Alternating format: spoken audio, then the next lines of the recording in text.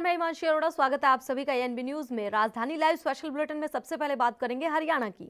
हरियाणा के deputy CM Dushyant Chautala ने कहा है कि प्रदेश सरकार फसल खरीद सीजन को लेकर पूरी तरह से तैयार है। आगामी सीजन में पहली बार 6 फसलों की न्यूनतम समर्थन मूल्य पर खरीद की जाएगी। एक और किसानों का आंदोलन जारी है। दूसरी ओर गेहूं, सरसों, धान और सूरजमुखी के साथ साथ अब चना और जौ की फसल को भी शामिल किया गया है एमएसपी में। इतिहास में पहली बार ऐसा होगा कि जौ की फसल को एमएसपी पर खरीदा जाएगा। ये बात दुष्यंत चौटाला ने बताई। उन्होंने कहा कि मंडियों में किसानों की फसल खरीद के लिए बेहतर व्यवस्था की जाएगी और इस बार 48 घंटे में किसानों के खातों में फसल की राशि डाल दी जाएगी।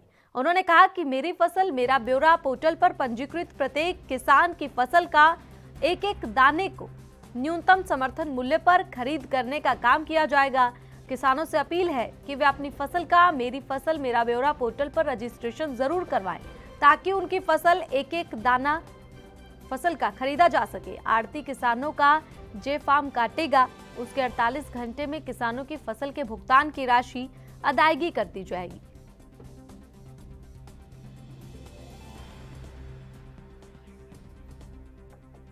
और ज्यादा जानकारी देने के लिए हमारे साथ रिपोर्टर अभिषेक जुड़ गए। अभिषेक, आपसे जानना चाहेंगे, एक और किसानों का आंदोलन जारी है, दूसरी ओर अब दुष्यंत चौटाला ने यह बड़ा ऐलान किया है, तो इस पर किसानों का क्या कुछ कहना है?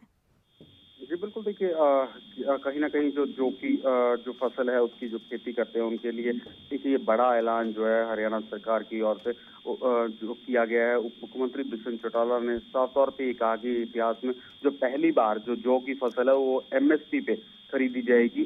अब जो कुल मिला के जो है उनके ऐलान के बाद 6 जो फसलें हैं जिनके अंदर सरसों, दाल और सूरजमुखी, गेहूं, चना आदि जो है, उसके साथ साथ अब इस बार जो है जौ की जो फसल है वो भी एमएसपी पे खरीदी जाएगी। ये किसी भी राज्य में, देश से किसी भी राज्य में जो है ये अभी तक संभव नहीं है और जो जौ की फसल जो है और अन्य कोई भी राज्य जो है एमएसपी पे नहीं खरीदता।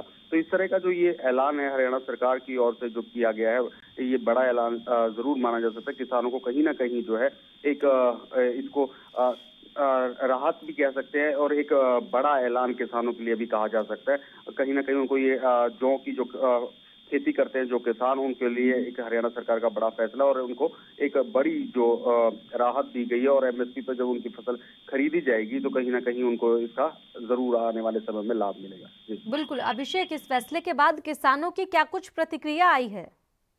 जी बिल्कुल, देखिए किसान जो जौ की खेती करते हैं उन किसानों की ओर से जरूर इसमें खुशी की बात है। उन्होंने जाहिर की है कि जो जौ की फसल का जो ऐलान है उप मुख्यमंत्री दुष्यंत चौटाला के जो द्वारा जो किया गया है वो इसमें काफी एक राहत वाली और खुशी की उनकी ओर से दर्ज की गई है। उन्होंने कहा कि ये एक हमारे लिए इस तरह का जो फैसला हरियाणा सरकार की ओर से लिया गया ये एक सराहनीय कदम है। तो इस तरह के जो जौ की फसल करने वाले जो किसान हैं उनको खुशी की लहर है और खुशी का माहौल है और उनका साफ तौर पे कहना है कि इस तरह के जो फैसले हैं वो आगे चल के जो है किसानों के हित में साबित होंगे। अभिषेक, एमएसपी पर फसल पहले भी खरीदी जाती थी, खरीदी जाती है और खरीदी जाती रहेगी, ये बात प्रधानमंत्री की ओर से कही गई थी और ऐसे में अब हरियाणा सरकार की ओर से ये कदम उठाया गया। हालांकि बावजूद इसके तमाम किसान ये आरोप लगाते थे कि फसल की खरीदी एमएसपी पर नहीं हो रही है या फिर जब उनकी फसल खराब हो जाती है तो उन्हें बीमा नहीं मिलता है। तो ऐसे में अब ये ऐलान तो भले ही सरकार की ओर से कर दिया गया है, लेकिन देखना यही है कि कितनी फसलें एमएसपी पर खरीदी जाएंगी। ऐसे में अब विपक्ष की क्या कुछ प्रतिक्रिया है वो भी आपसे जानना चाहेंगे, क्योंकि जिस प्रकार से विरोध हो रहा है सरकार का हरियाणा में, खास तौर पर किसान आंदोलन के चलते प्रदेश सरकार का कड़ा विरोध देखने को मिल रहा है, तो लुभाने की कोशिश से कहा जा सकता है ताकि किसान आंदोलन जो है कमजोर पड़े। जी देखिए, किसान आंदोलन इस समय चल रहा है, एक लंबा समय हो गया किसान आंदोलन को चलते हुए और पंजाब के साथ साथ जो किसान हरियाणा के हैं वो इस पूरा समर्थन देते हैं और इसमें जोर शोर से जो है भागीदारी अपनी दिखाते नजर आ रहे हैं। तो इस ऐसे में जो किसान आंदोलन के बीच में जो इस तरह का जो फैसला है किसान हितैषी इसको माना जा सकता है। हरियाणा सरकार की ओर से जो कहा गया है, ये जो ऐलान किया गया है उप मुख्यमंत्री दुष्यंत चौटाला की ओर से, तो कहीं ना कहीं ये किसानों को राहत देने वाला जरूर साबित होता है। और वहीं विपक्ष की जो बात है, विपक्ष जरूर किसानों के साथ खड़े होने की बात कर रहा है और उनके साथ कांग्रेस की ने पहले से ही ऐलान किया गया कि वो किसानों के साथ खड़े हैं, चाहे आखिरी दम तक जो ये तीनों कृषि कानून जब तक रद्द नहीं होते, जब तक कांग्रेस जो है किसानों के साथ खड़ी रहेगी। और क्योंकि ये जो जैसा कि किसानों ने भी कहा, और वही कांग्रेस का भी ये मानना है कि ये जो तीनों कृषि कानून है जो ये किसान हितैषी नहीं है, बड़े घरानों को लाभ पहुंचाने के लिए, तो इनको रद्द करना चाहिए। और जब तक ये रद्द नहीं होंगे, जब तक वो किसानों के साथ खड़े, किसान भी जब तक डटे हुए हैं, जब तक ये तीनों कृषि कानून जो है वो वापस या रद्द नहीं किए जाते। लेकिन कहीं ना कहीं अब जो ये एक बड़ा फैसला, जो एमएसपी की जो बात की गई है, जौ की जो फसल है उस पर एमएसपी पे खरीद की जाएगी, तो एक ये बड़ा ऐलान है। अब कुल मिला के जो 6 फसलें शामिल कर ली गई एमएसपी में, तो किसानों, हरियाणा जो एक पहला ऐसा प्रदेश बन गया जिसमें कई इस तरह की जो फसलें हैं वो एमएसपी पे खरीदी जाएंगी। इससे पहले जो मूंगफली की जो फसल है वो भी एमएसपी पे खरीदी गई थी। तो इस तरह के जो बड़े जो फैसले हैं किसानों के लिए जो लिए जा रहे हैं, उसका कहीं ना कहीं जो किसानों में है एक पॉजिटिव जो प्रभाव जरूर पड़ेगा। अभिषेक, दुष्यंत के इस ऐलान से पहले विरोध उनका देखने को मिला, काफी किसान पहुंचे उनके आवास पर और वहां पर विरोध दुष्यंत चौटाला का काफी देखने को मिला। तो कहीं ना कहीं प्रदेश में जिस प्रकार से उनका विरोध हो रहा है सरकार का, उसके चलते ये फैसला लिया गया। तो ऐसे में दुष्यंत चौटाला की ओर से फसलों को लेकर ये जानकारी दी गई, उसके अलावा किसान आंदोलन पर क्या कोई प्रतिक्रिया दी उन्होंने? बिल्कुल, देखिए जो अब किसान आंदोलन में जरूर जननायक जनता पार्टी का के नेताओं का, कईयों का विरोध देखने को मिला है। क्योंकि जो जननायक जनता पार्टी के जो दुष्यंत चौटाला जो नेता या इस समय जो उप मुख्यमंत्री हैं प्रदेश में, वो जो चौधरी देवीलाल जो थे, जो किसानों के मसीहा कहे जाते हैं, उनके जो वंशज हैं, तो इसका किसान आंदोलन का जरूर उनको विरोध झेलना पड़ा। क्योंकि उन्होंने हमेशा किसान कमेरों की जो है लड़ाई और बात उठाई है जो चौधरी देवीलाल ने। तो उस और जो जननायक जनता पार्टी के जो ज्यादातर जो तमाम जो विधायक हैं वो कृषि क्षेत्रों से जीतकर यहाँ पर विधानसभा, हरियाणा विधानसभा तक पहुंचे हैं, तो इसका विरोध जरूर उनको करना पड़ा। लेकिन उप मुख्यमंत्री दुष्यंत चौटाला ने बार बार ये ऐलान किया कि एमएसपी जो है वो खत्म नहीं होगी, और एमएसपी पे ज्यादा से ज्यादा जो फसलें खरीदने का जो कार्य है वो हरियाणा सरकार की ओर से किया जाएगा। और वहीं जो मंडियों की बात भी उन्होंने ऐलान किया था कि मंडियां भी जो है हरियाणा में खत्म नहीं होंगी, और ये और मंडियां स्थापित की जाएंगी और मंडियां जो है वो मजबूत की जाएंगी। तो जो जिस तरह की जो व्यवस्था हरियाणा सरकार की ओर से की गई, अन्य जो राज्य हैं, पड़ोसी जो राज्यों का भी उन्होंने जिक्र किया कि इस तरह की व्यवस्था जो है पड़ोसी राज्यों में नहीं है, और हरियाणा ही ऐसा एक प्रदेश है जहां पर किसानों के लिए जो इस तरह की व्यवस्था की गई है, मंडियों और एमएसपी की जो उनकी फसलें खरीदी जाएं। तो इस तरह का उन्होंने जरूर ऐलान किया। और वहीं उन्होंने ये कई बार ये भी ऐलान किया कि अगर किस तरह भी किसानों के साथ अनदेखी होगी या किसी तरह का उनके साथ संकट आएगा, तो वो किसानों के साथ खड़े रहेंगे। और एमएसपी या फिर मंडियों की खत्म होने की बात होगी तो वो सबसे पहले अपना इस्तीफा सरकार को सौंपेंगे और किसानों के साथ खड़े होने का काम करेंगे। इस तरह के जो कई बार उनकी ओर से बड़ा ऐलान किया गया। और अब जो जिस तरह ये जौ की फसल का जो कहा गया एमएसपी पे खरीद की बात कही गई है, तो जरूर ये किसानों के लिए एक राहत और खुशी की बात है। जी, शुक्रिया अभिषेक ज्यादा जानकारी देने के लिए। तो दुष्यंत चौटाला की ओर से ऐलान किया गया है, किसानों को राहत देने की बात यहाँ पर फिलहाल हरियाणा सरकार की ओर से किसानों को राहत दी गई क्योंकि कहीं ना कहीं एमएसपी पर अब 6 फसलों को निर्धारित कर दिया। इसी के साथ रुक करते हैं अगली खबर की ओर। कैट के भारत बंद के आह्वान पर शुक्रवार को देश भर में बंद का असर देखने को मिला। बात करें दिल्ली की, तो दिल्ली में भी बंद का मिला जुला असर देखने को मिला। रोहिणी में जहां एक और व्यापारियों ने बाजार बंद कर भारत बंद में अपना समर्थन दिया, तो वहीं दूसरी ओर इसके विपरीत कुछ मार्केट खुले हुए भी दिखाई दिए थे। बता दें कि व्यापारी संगठन confederation of all India traders और ट्रांसपोर्टर्स के संगठन all India transporters welfare association ने जीएसटी में बदलाव की मांग करते हुए भारत बंद का आह्वान किया था। तमाम व्यापारी संगठन के भारत बंद के आह्वान के बाद दिल्ली में भी व्यापारियों ने इसका समर्थन किया। मार्केट के दुकानदारों का ये कहना है कि हर वर्ग के व्यापारी की ये लड़ाई है। व्यापारियों ने कहा कि जीएसटी में बदलाव होना चाहिए, सरकार द्वारा जीएसटी को सरल किया जाना चाहिए जिससे छोटे और बड़े व्यापारी अपना व्यापार सही तरीके से चला सके। तो भारत बंद कल किया गया था कैट के आह्वान पर।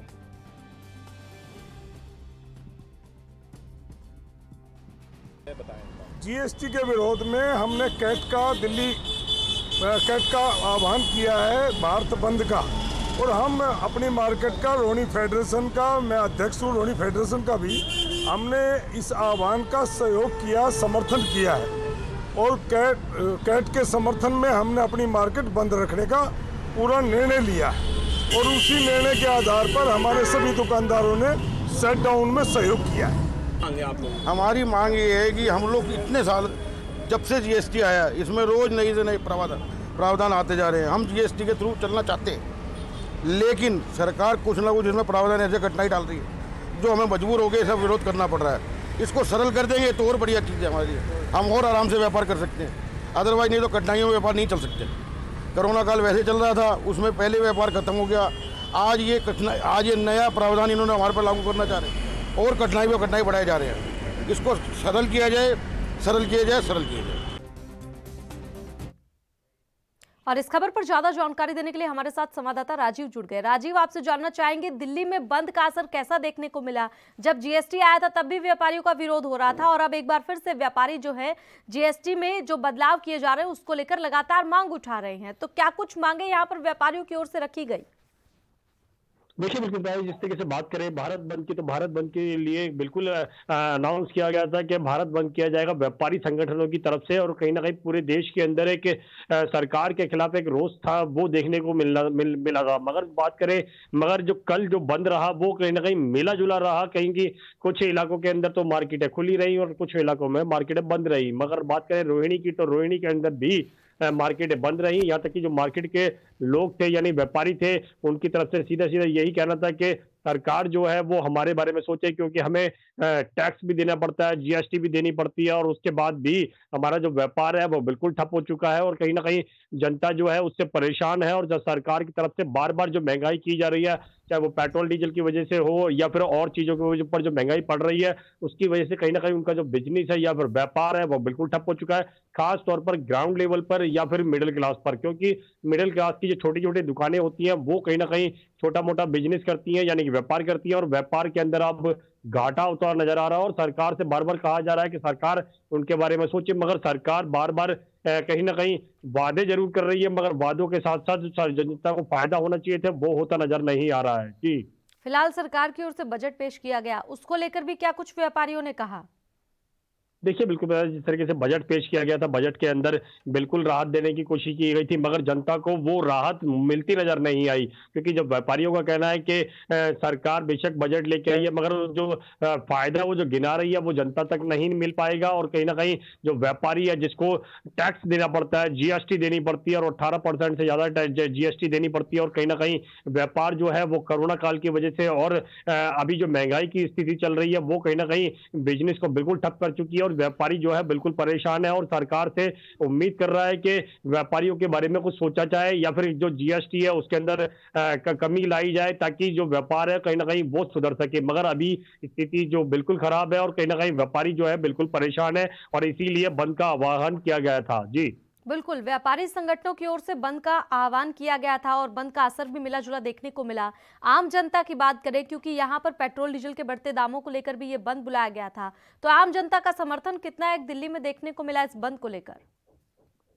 देखिए बिल्कुल बताइए, जिस तरीके से बात करें व्यापारियों की, तो व्यापारियों का बिल्कुल मिला जुला बंद का असर देखने को मिला था। यहाँ तक कि काफी मार्केटें खुली थी और काफी मार्केटें बंद भी थी।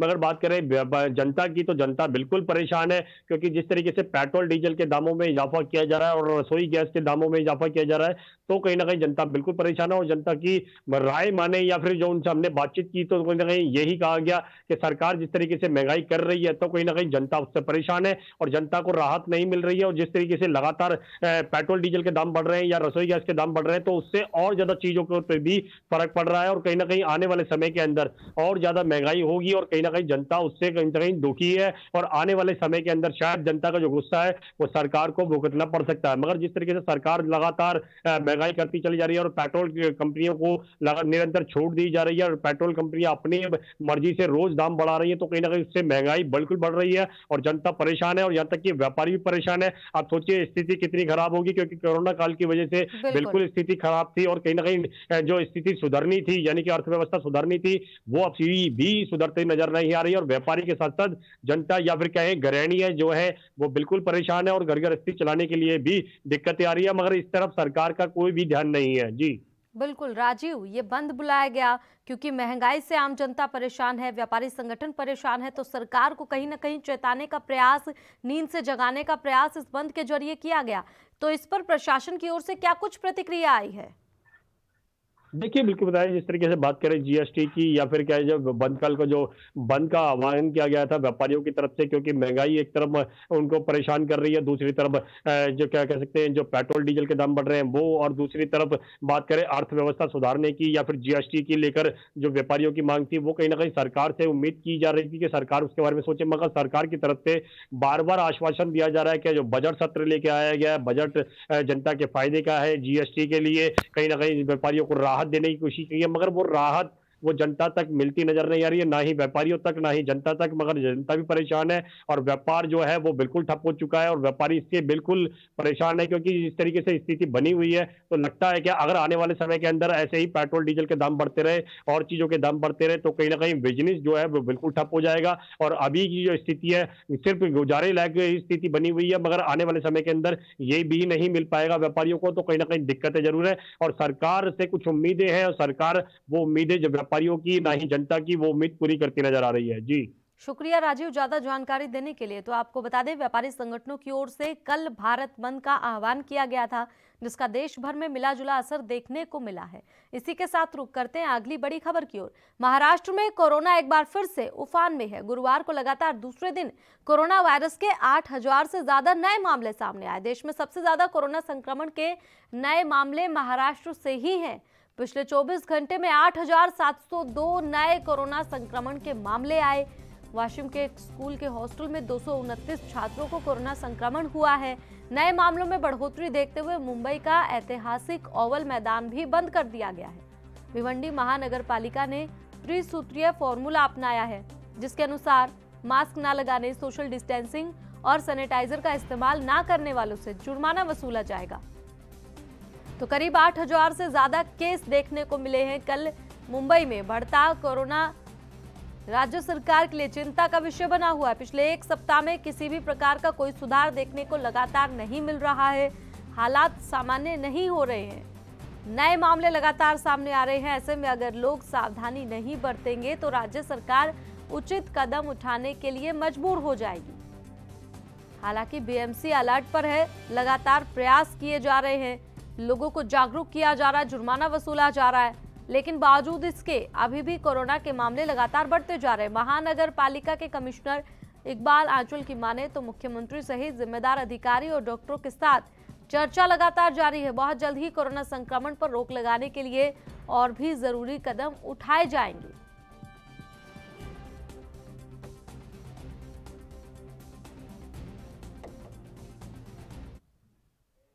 खबर पर ज्यादा जानकारी देने के लिए मुरारी सिंह हमारे साथ संवाददाता लाइव जुड़ गए हैं। मुरारी सिंह, आपसे जानना चाहेंगे, मामले लगातार बढ़ रहे कोरोना के, क्या कुछ प्रशासन की ओर से अब एहतियात उठाई जा रही है?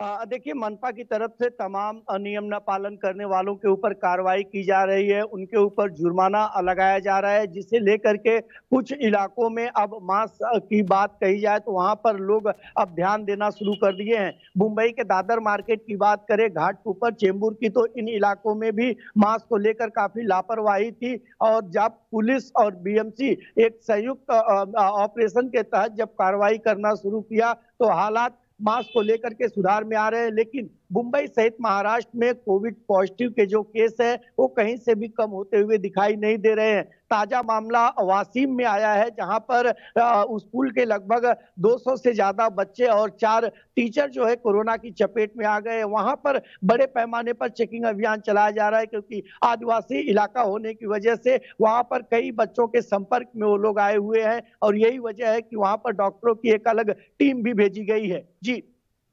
बिल्कुल, मुरारी सिंह, आपसे जानना चाहेंगे कि प्रयास लगातार किए जा रहे हैं, बीएमसी भी एक्टिव मोड में है, लेकिन बावजूद इसके एक हफ्ते से सुधार देखने को नहीं मिल रहा है, तो डॉक्टर्स का इस बारे में क्या कुछ कहना है?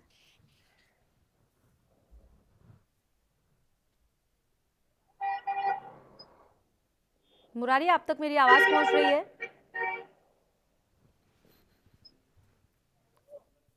लगता है संपर्क टूट गया। फिर से कोशिश करेंगे उनसे जुड़ने की, ताकि तमाम जानकारी आप तक पहुंचाई जा सके। फिलहाल मुंबई में कोरोना का कहर बरकरार है, लगातार तस्वीरें आप देख सकते हैं किस तरह से बंद देखने को मिल रहा है मुंबई में, क्योंकि लोग घरों से निकलने से एक बार फिर से डरने लगे हैं। लगातार कोरोना पैर पसार रहा है मुंबई में, जिसके चलते पुलिस प्रशासन अलर्ट मोड पर है।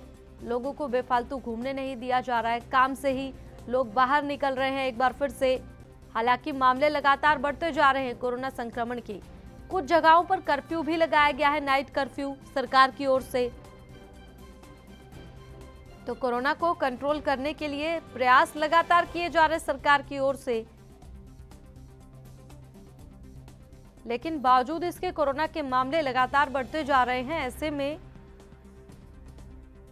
बीएमसी पूरी तरह से एक्टिव मोड में है। आम जनता से लगातार ये कहा जा रहा है कि सोशल डिस्टेंसिंग का पालन करें, मास्क लगाएं, हैंड सैनिटाइजर का उपयोग करें। तो ऐसे में लोगों के जागरूक होने की बहुत जरूरत यहां पर, क्योंकि मुंबई आर्थिक राजधानी। मुरारी एक बार फिर से हमारे साथ। मुरारी, आपसे जानना चाहेंगे कि मामले लगातार बढ़ रहे हैं, हालांकि सरकार की ओर से कदम भी उठाए जा रहे हैं, बीएमसी भी एक्टिव मोड में है, लेकिन बावजूद इसके अभी सुधार देखने को नहीं मिल रहा है। डॉक्टर्स का क्या कुछ कहना है?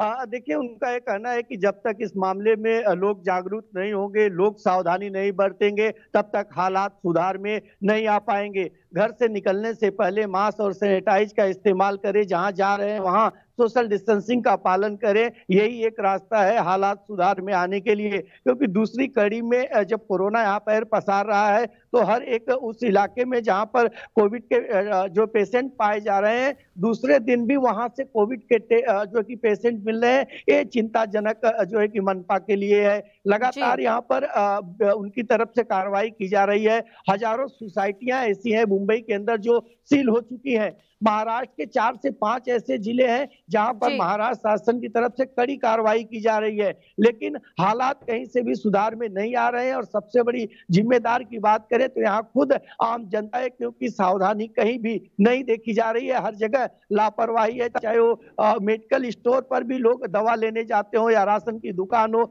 या फिर नुक्कड़ नाके पर जो है कि चर्चा करते रहे। ऐसी जगहों पर लापरवाही का खामियाजा है। जी, कोई नई गाइडलाइंस जारी की गई हो बीएमसी की ओर से?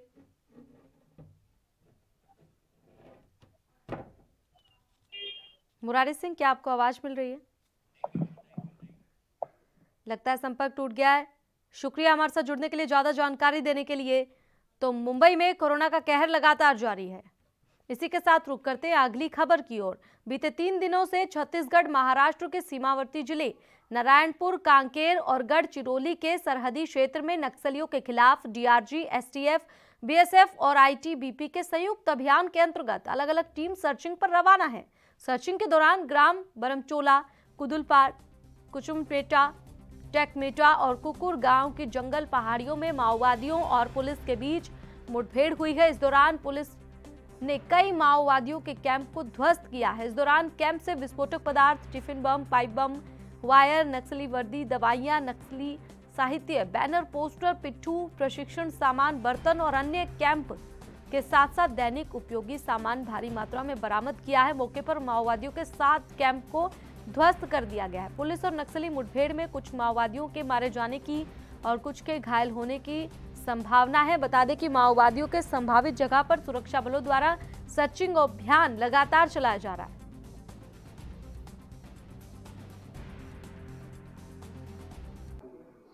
वर्तमान में बस्तर संभाग के अंतर्गत स्पेशल फोर्सेस जैसे डीआरजी, एसटीएफ, कोबरा और केंद्रीय अर्धसैनिक बल, सीआरपीएफ, बीएसएफ, आईटीबीपी, एसएसबी के माध्यम से अंदरूनी इलाके में और सीमावर्ती क्षेत्र में लगातार ऑपरेशन संचालित की जा रही है। इस सिलसिला में 3 दिन पहले छत्तीसगढ़ और महाराष्ट्र के जो बॉर्डर में कांकेर एवं नारायणपुर से डीआरजी, एसटीएफ, आईटीबीपी और बीएसएफ का बल एक अभियान के लिए रवाना किए गए थे। अभियान के दौरान लगभग 7 जगह में जो नक्सल कैंप्स को रेड किए गए थे। अनेक जगह में जो एक्सचेंज ऑफ फायर्स हुआ है। इसके पश्चात काफ़ी बड़ी मात्रा में माओवादियों का जो लिटरेचर्स, उनके जो camping material, arms ammunition, explosives, उनके मेडिकल सामग्री जब्त की गए थे। इस अभियान के दौरान हमारा 2 जवान घायल भी हुआ। उनमें से एक जवान कनेरू सेंडी शहीद हो गए थे। दूसरे जवान शत्रुघ्न ठाकुर अभी इलाज की जा रही है, उनकी स्थिति सामान्य। और ज्यादा जानकारी देने के लिए एसडी राज हमारे साथ संवाददाता लाइव जुड़ गए। एसडी राज, आपसे जानना चाहेंगे, पूरा मामला विस्तार से बताइए।